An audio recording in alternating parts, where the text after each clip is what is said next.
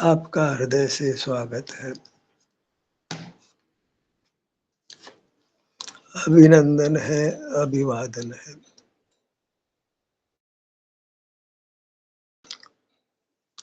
ध्यानाभ्यास के लिए कृपया अपने नेत्रों को बंद कर लीजिए और अपने स्वास्थ्य की निरोग अवस्था का अनुभव करिए। हम देखते हैं कि मनुष्य और त्रियंच प्राय निरोग रहते हैं, तथापि अपनी निरोगता का अनुभव नहीं करते।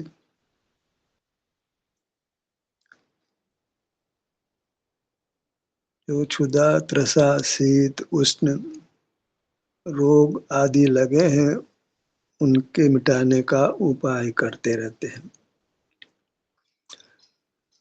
इसी उपाय में बहिर्मुख रहते हैं तो विषय सुख मिलता है, तो विषय सुख पाने का प्रयत्न करते हैं।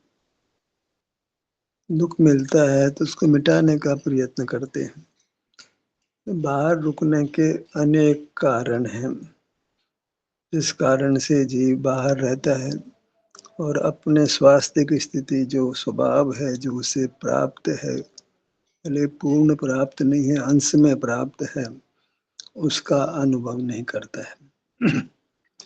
अब देखने का यही स्वरूप है कि जीव को जो स्वभाव की उपलब्धि है उसको बताया जाए और उसके अनुभव में संतुष्ट रहना, ये उसको कहा जाए।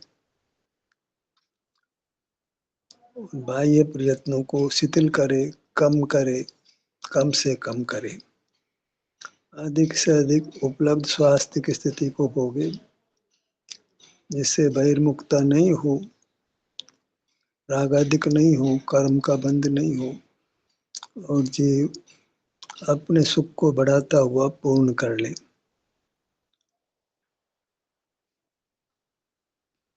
बहिर्मुख रहने का एक बहुत बड़ा कारण ये भी है कि धर्म को बाह्य क्रियाओं में स्थापित किया जाता है और धर्म के नाम पर जीव उन बाह्य क्रियाओं को करता हुआ संतुष्ट हो जाता है कि मैंने सुख का उपाय कर लिया। बाहर में आजीविका आदि का प्रयत्न कर लिया, सुख सुविधा जुटा ली और धर्म के नाम पर कुछ धार्मिक क्रियाएं कर ली। इससे भिन्न नहीं कोई सुख का उपाय है, इससे भिन्न नहीं कोई धर्म है, वह जान ही नहीं पाता है और इस प्रकार जन्म जन्म पूरे करता रहता है। हर जन्म में वही कहानी है, भूख प्यास क्षुधा त्रसा शीत उष्ण विषय सुख और धार्मिक क्रियाएं तो मनुष्य में ही है, पर शेष चीजें तो त्रियंचों में भी रहती है और उस सब में जीव बहिर्मुख रहता है, अपने स्वरूप को ग्रहण नहीं करता है। और देश ने भी ऐसे ही लोग देते हैं जिन्होंने मोक्ष मार्ग को नहीं पाया है। जिन्होंने मोक्ष मार्ग को पाया है वे तो उस मोक्ष मार्ग में चल पड़ते हैं। वे देश न देने के लिए मानो उनके पास समय ही नहीं है। उनके सामने एक कार्य है सामने मौजूद, अपने स्वास्थ्य के अनुभव से संतुष्ट रहना, इस प्रकार अपने को कर्मों के बंधन से मुक्त कर परमात्म निशा को प्राप्त करना तो बहुत बड़ा लक्ष्य है। इसकी पूर्ति के लिए वो कटिबद्ध होता है तो वह अन्य कार्यों को महत्व नहीं देता है। आजीविका आदि कार्यों में भी कम से कम समय लगाता है। जो बाहर के दुख है उनको मिटाने में भी बाह्य आलम्बन कम से कम करता है। एक ही आश्रय उसको है कि मैं अपने स्वास्थ्य की स्थिति का अनुभव करके अपने पूर्ण स्वास्थ्य को प्राप्त करूं और लक्ष्य एकदम साफ है, मार्ग एकदम साफ है, तो वह फिर इस अवसर को खोना नहीं चाहता है। कहाँ पहुंचना है, कैसे पहुंचना है, सब कुछ हाथ पर के आंवले की तरह दिखाई पड़ता है, तो वह उस कार्य को करने के लिए, अपने को संसार के बंधन से मुक्त करने के लिए कमर कस लेता है। अब मुझे अवसर मिला है तो मुझे वो दुखों से सदा सदा के लिए मुक्त कर लेना है और पूर्ण सुख को प्राप्त कर लेना है। अब मानव जगत से उसको कोई काम ही नहीं रहा। उसके पास अपना काम है जिसके लिए उसके पास अन्य कामों को करने के लिए कोई फुर्सत नहीं है। ये कहने की भी फुर्सत नहीं है कि मुझको फुर्सत नहीं है। एक काम लगा है, अपना उत्तम स्वास्थ्य जितना प्रकट है उसका अनुभव करता हुआ रहे। उसमें संतोष है, शांति है, निर्विकल्पता है, कोई चाह नहीं है, केवल शांति का भोग है, वितराग दशा का भोग है। जो अल्प स्वास्थ्य की स्थिति है, कुछ शरीर में अप्रिय दशा भी है, वह उसको भोग ही लेता है, उसका उपाय बाहर आकर नहीं करना चाहता है, संतुष्ट रहता है।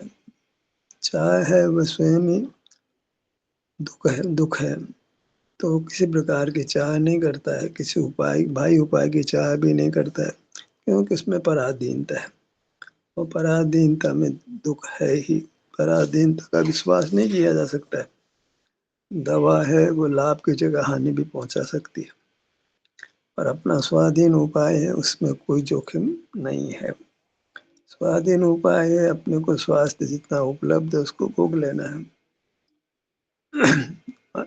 वही, उसमें कोई क्रिया कांड नहीं है, कोई ज्ञान कांड भी नहीं है, एक सुख का ही, शांति का ही भोग है और वह उत्तरोत्तर बढ़ता भी है।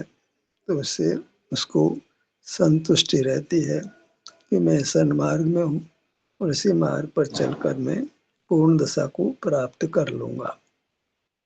अनुभव से विश्वास जा गया है। इसमें कोई केवल शास्त्र का आलम्बन नहीं है, कोई देशना का आलम्बन नहीं है, स्वयं की अनुभूति का आलम्बन है। अनुभूति सबसे महान होती है, वो देशना से ऊपर है, आगम से ऊपर है, युक्ति से ऊपर है, गुरु के वो सबसे ऊपर है, उसको प्रत्यक्ष प्रमाण है। आज कंगन को आठ सी क्या, उसने स्वयं अनुभव से पाया है कि मैं अपने को अपने संकुचित क्षेत्र में रहता हूँ और वहाँ स्वास्थ्य की स्थिति को भोगता हूँ जी, मुझे बहुत अच्छा लगता है। रागादिक दुख नहीं होते हैं, भाग दौड़ नहीं होती है, द्वंद फंद नहीं होता है, किसी प्रकार का विकल्प जाल नहीं होता है और स्वास्थ्य उससे अच्छा रहता है, जीवन अच्छा गुजरता है। थोड़ी बहुत प्रवृत्ति होती है तो उसका उसका दुख वह सहन कर लेता है। इसी क्रम में हम अभ्यास शुरू करते हैं। अपने विस्तार को बराबर लक्ष्य में रखना है। अपना क्षेत्र है वो अपना आधार है। वृत्ति वहीं से उत्पन्न होती है, वहीं विलय को प्राप्त होती है। तो हमारी सीमा इतनी ही है, जितना क्षेत्र है उतनी अपनी पर्याय का क्षेत्र है। स्वभाव भी उतना ही उसी क्षेत्र में है। अपना सब कुछ अपने क्षेत्र में है, इसलिए क्षेत्र की मुख्यता है, तो क्षेत्र में ही रहना है। यही पुरुषार्थ का स्वरूप है।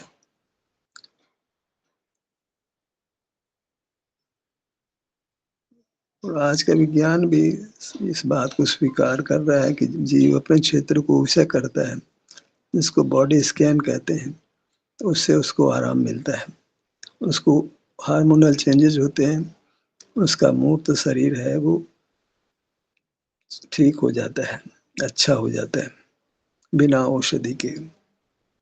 अच्छे अच्छे हार्ट स्पेशलिस्ट, अच्छे अच्छे डॉक्टर्स भी ये प्रयोग कराते हैं। जब उनके पास मरीज आता है तो बॉडी स्कैन मेडिटेशन उनको कराकर उनको स्वास्थ्य लाभ कराते हैं। लो भी डॉक्टरों की बात छोड़ो, तो अपना चित्त चित्त माने अपने आप को अपने मुख्य मंडल पर लाइए। जीव को चित्त भी कह देते हैं, मन भी कह देते हैं, तो वो जीव चित्त मन को अलग नहीं है, आप ही अपने को लाते हैं।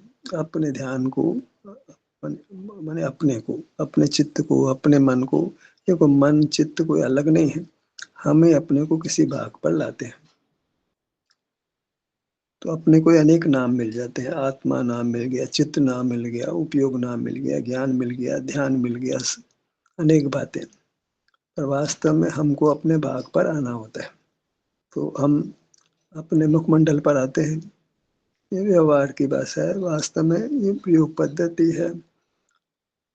कैसे क्या करें, कैसे बोलें, कैसे समझाएँ? अन्यथा तो बाहर से हटते हैं तो अपने में होते हैं और हमें शांति का अनुभव होता है। शब्द की अपनी मर्यादा है। शब्द थोड़ा वस्तुस्थिति से परे होते हैं। शब्द केवल वाचक होता है, वाच्य और वाचक में थोड़ा भेद तो अवश्य होता ही है। मुखमंडल मुखमंडल बहुत बड़ा है, क्योंकि अलग-अलग भाग में अलग-अलग संवेदना मिलती है। तो स्पष्ट संवेदन के लिए अच्छा होता है कि हम इसके विभाग करें, ताकि परिणाम स्थिर हों। क्योंकि यहाँ अभी अपने आप ही स्थान परिवर्तन होने लगता है, कारण कि यहाँ एक अंग नहीं है। नाना प्रकार का पुद्गल बंध है, आँख पे अलग प्रकार का पुद्गल है, कान पे अलग प्रकार का पुद्गल है, नासिका पे अलग प्रकार का पुद्गल है, जीभ पे अलग प्रकार का, मस्तक पे अलग प्रकार का पुद्गल, सिर से पाँव तक एक प्रकार का पुद्गल बंधा होता। संवेदना एक ही प्रकार की होती। संवेदना जो दुःख की है वो तो नैमित्तिक है, और अभी नैमित्तिक पर्याय तो बहुत है। संवेदना कोई एकांत सुखद हो तो ये बात तो नहीं है। कहीं न कहीं अप्रिय संवेदना तो है ही। इस कारण से उसमें निमित्त कौन है कि हमारे शरीर में विभिन्न भागों में अलग-अलग प्रकार का पुद्गल है। तो वहाँ संवेदना भी अलग-अलग प्रकार की है। ठीक है, हमें संवेदना को ही ग्रहण करना है। अपनी वस्तुस्थिति स्वास्थ्य की उसको ही ग्रहण करना है, और कोई मार्ग भी नहीं है। तो हम अलग-अलग संवेदनाओं को ग्रहण करेंगे। तो सिर के बाकी संवेदना को लक्ष्य में लीजिए।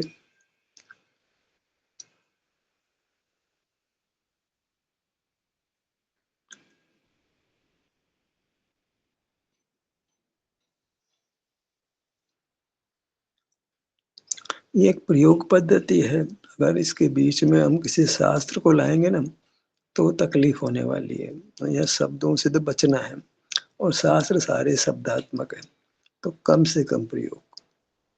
अनुभूति है वो निर्विकल्प है, शब्दातीत है। तो यहाँ पर केवल सुख को मुख्य करके आगे बढ़ना है। हम सुख को ही चाहते हैं, तो सुख को प्रत्यक्ष दिखाते हैं। देखो तुम्हारे इस भाग में वेदना नहीं है, माने सुख है, इसको तुम भोगो। जो चाहते हो वो तुम्हारे पास उपलब्ध है, तुम्हें इधर-उधर नहीं भटकना है। सीधा सुख है, उसको भोग लेना है। इर्द-गिर्द बातें करने से कोई सिद्धि नहीं है। सुख चाहते हो, सीधे-सीधे सुख को भोग लो। विकल्पों में नहीं उलझना है, विकल्पों में उलझना प्राप्त सुख को छोड़ना है। सुख है वो शब्द रूप नहीं है, शब्द पौद्गलिक है। तो शब्दों को छोड़ करके सुख जो पौद्गलिक नहीं है, विकल्पात्मक नहीं है, सहज अनुभव रूप है, उस सुख का अनुभव करके हमें सुखी हो जाना है। ललाट के भाग पर आइए।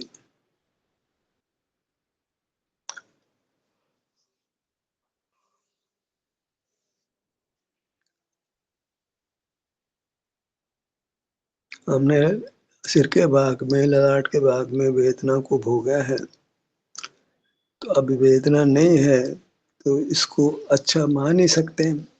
प्रयोग के आधार पर, अनुभव के आधार पर है। कितने लोगों को तकलीफ होती है तो वो दवा लगाते रहते हैं, हमें ऐसी आवश्यकता नहीं लग रही है, तो मतलब एक सुखद स्थिति है। तो इसको हमने अनुभव में लेना है। प्राप्त संपदा को नहीं भोगना, वो संपदा को वृथा कर देना है। तो हमारी संपदा तो सुख है, वो हमें उपलब्ध है, इसको भोगना है। नहीं तो इस सुख रूपी संपदा जो हमारी वास्तविक संपदा है, इसको बिना भोगे ही हम खो देते हैं।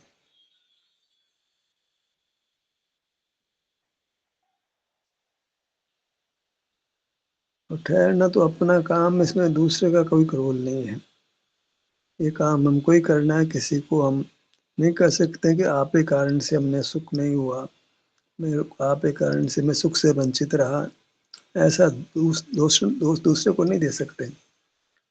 हमको है, निरोग दशा है, तो हमको भोगना चाहिए।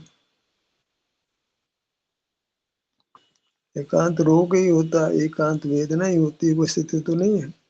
क्योंकि कहीं न कहीं कुछ अच्छा है। और ये तो ज्ञान से समझ में आता है कि बाहर में कितने लोग अस्पतालों में कितना दुख पा रहे हैं, तो हम अच्छे हैं ना, तब तो अस्पताल में नहीं है। तो अच्छाई को भोगिए तो अच्छाई बढ़ेगी। ज्ञान के बारे में कहा जाता है कि जो-जो ज्ञान को भोगे त्यों-त्यों बढ़ता है, पर वास्तव में ऐसा नहीं है। ज्ञान करते-करते तो थक जाता है। यहाँ सुख का अनुभव करते-करते परमात्मा हो जाता है। वहाँ तो ज्ञान करते-करते थक जाता है और निद्रा के आगोश में जाता है, मृत्यु के आगोश में जाता है। या सुख का अनुभव करते-करते पूर्ण सुख को पाता है, परमात्म पद को पाता है।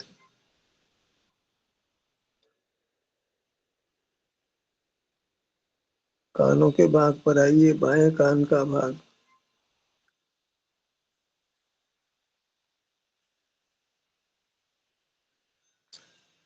कितने स्थान हैं जहाँ कभी-कभार ही कोई दर्द होता है, पूरे जीवन भर बगैर दर्द के भी वो भाग रह जाता है। पर हमें खबर नहीं है। हम तो जो बाहर में थोड़ी बहुत क्षुधा-तृषा की तकलीफ है, ठंडी-गर्मी की तकलीफ है, उन्हीं को मिटाने में लगे रहते हैं और धर्म के नाम पर ज्ञान अभ्यास क्रिया में ही उलझ जाते हैं, अनुभव नहीं करते।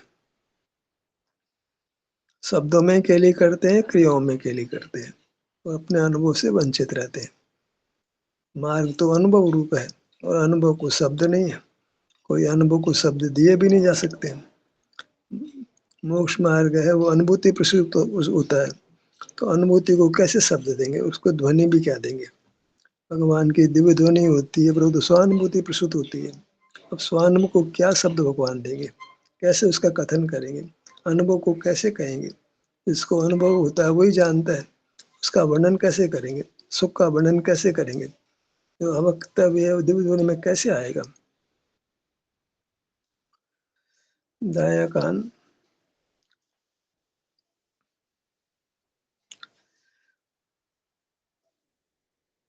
जो भी राग दशा में है वो तो फिर भी कुछ उसको व्याख्यान करेगा। वीतराग को क्या व्याख्यान होगा, किस क्रम से व्याख्यान होगा। दाएं कान का भाग, कान का क्षेत्र तो बड़ा है, तो देखो कितने भाग में हमको तकलीफ होती है, कब होती है। अफसोस तो इस बात का कि हमें खबर ही नहीं रही कि हम कितना स्वस्थ रहे हैं, आज भी कितना स्वस्थ है। स्वास्थ्य ही सुख है, उसकी कीमत तब मालूम पड़ती है जब कोई तकलीफ हो जाती है। जैसे कान के निचले भाग में कोई छेद कराया जाए तो कुछ समय तक बहुत पीड़ा देता है, अन्यथा पीड़ा का क्या काम है। बायां कान,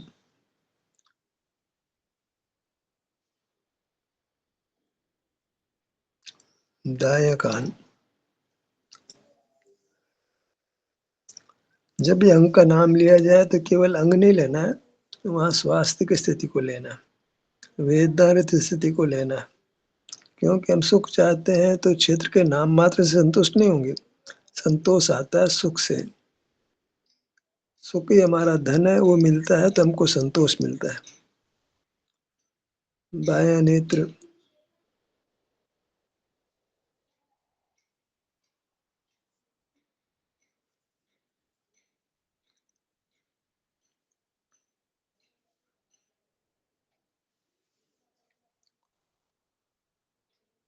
हम भगवान आत्मा है, इसका आधार क्या कहने का। वही निरोग दशा, वेदना दशा, वो सुख की दशा, उससे हम भगवान आत्मा अपने आप को मानते हैं, कहते हैं, जानते हैं। तो उस स्थिति को हमने भोगना भी है। बाहर के पदार्थों को जानने में तो हम रात दिन आकुलता ही भोगते हैं, उससे हम भगवान आत्मा नहीं होते। भगवान आत्मा होते हैं हमारे सुख के कारण से, जो पुद्गल के पास नहीं है। परमात्मा में हमारे में भेद क्यों होता है, उनको पूर्ण सुख है और हमको थोड़ा सुख है। इसीलिए परमात्मा को हम अपने आप से श्रेष्ठ मानते हैं, पर उनकी श्रेष्ठता उनको मिलती है, हमको तो नहीं मिलती है। तो फिर हमको तो अपनी श्रेष्ठता को देखना है, अनुभव करना है और उससे अपने आप को पूर्ण श्रेष्ठ, पूर्ण सुखी बना लेना है। होठों के भाग पर आइए।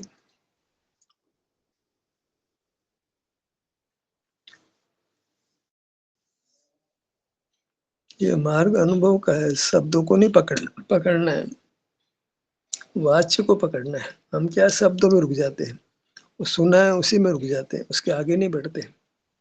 तो फिर सुनना तो एक साधन था, हम तो साधन में रुक जाते हैं। हमें साधन से साध्य तक पहुंचना है। तो अंग का नाम लिया जाए तो अंग यत्न पूर्वक उस अंग पे आकर वहां के स्वास्थ्य को भोगना है। भले आप दूसरे अंग पर आए, पर आपको अंग पर तो आना ही है और वहां के सुख स्थिति को भोगना भी है। टुंडी का भाग,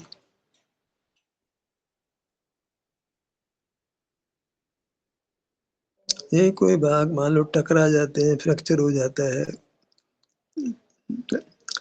त्वचा कट जाती है, जल जाती है, तो कितना दुख होता है। मतलब इसका कारण क्या है? अभी दुख, शरीर से हम बंधे हुए हैं, शरीर से भी प्रभावित होते हैं। तो हमें सावधान रहने की जरूरत है कि हम शरीर को इतना बढ़िया बना लें कि वह फिर पहाड़ से प्रभावित नहीं हो। और वो इसका विधान है कि जब जीव का शरीर परम उदारिक हो जाता है, बाहर से प्रभावित नहीं होता है। और परम उदारिक होने से पहले भी शरीर इस प्रकार का बन जाता है, अनुभव के प्रताप से हम शीत उष्ण को बर्दाश्त कर पाते हैं।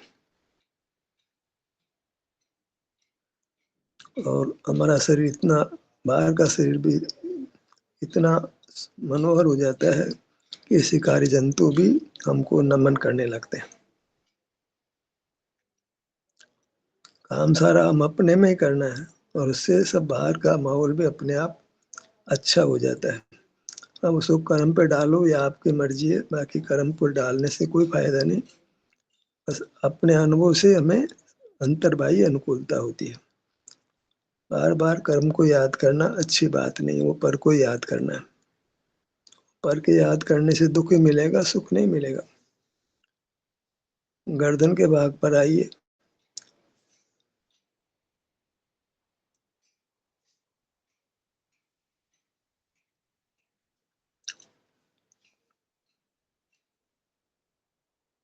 जिनवाणी का कभी लक्ष्य नहीं होता कि तुम हमको प्राप्त करो। जिनवाणी का लक्ष्य होता है तुम तो स्वयं को प्राप्त करो, अपनी मूर्त को प्राप्त करो, अपने सुख को प्राप्त करो।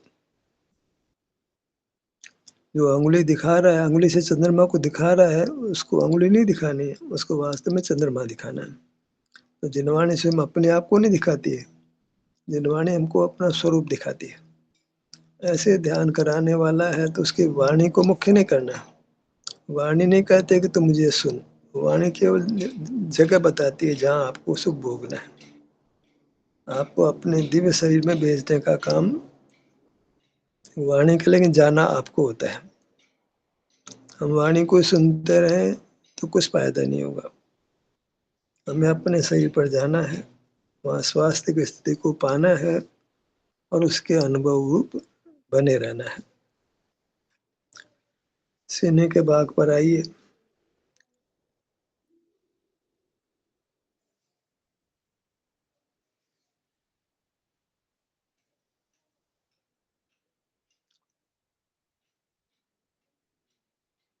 यदि हम वास्तव में आरोग्य को पहचानते हैं, वेदना स्थिति को अपने शुद्ध स्वरूप में पहचानते हैं, तो हमको सहज ही एक आहा का बोल आ ही जाता है, अंदर ही अंदर, भीतर से पहले शब्द नहीं दो, पर भीतर ऐसी अनुभूति हो जाती है कि सुखद स्थिति है, मैं अच्छा हूँ, ये सुख मुझे चाहिए, ये स्थिति निरंतर बनी रहे, यही भोगने योग्य है। ऐसा विकल्प अपने आप ही हो जाता है। कभी है, कभी कमजोर अवस्था है, ऐसा विकल्प हो जाता है। पेट के भाग पर आइए।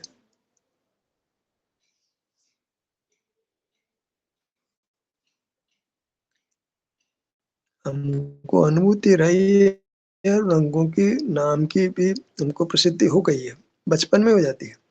बचपन में बच्चा अपने कान के स्थान को अनुभव से जान लेता है, नासिका के स्थान को अनुभव से जान लेता है, नाक को, सिर को, गर्दन को, पीठ को, सबको बिना आंखों से देखे उन अंगों का पहचान उसको अनुभव से हो जाती है। बाल गोपाल सभी को, एक निद्रा की स्थिति को छोड़ दो, बाकी सब अवस्थाओं में ये जीव अपने स्वास्थ्य की स्थिति उसके अनुभव में आती है और वह अनुभव में ले भी सकता है। इस अनुभव के लिए 8 साल के इंतज़ार नहीं करनी है। किसी बच्चे को भई 8 साल का होने दो, फिर उसको हम अपने अंगों का ज्ञान कराएँगे, ऐसा नहीं होता है। जैसे वो संभालता है, तो माता-पिता पहले उसको अपने अंगों से परिचय कराते हैं। बेटा तेरी आँखें कहाँ हैं, तेरे कान कहाँ हैं, नासिका कहाँ है, ललाट कहाँ है, सिर कहाँ है। पहले से पहले जन्म घुटी दी जाती है, उसकी अपनी उपयोगिता है, क्योंकि यहीं उसको सुख मिलना है।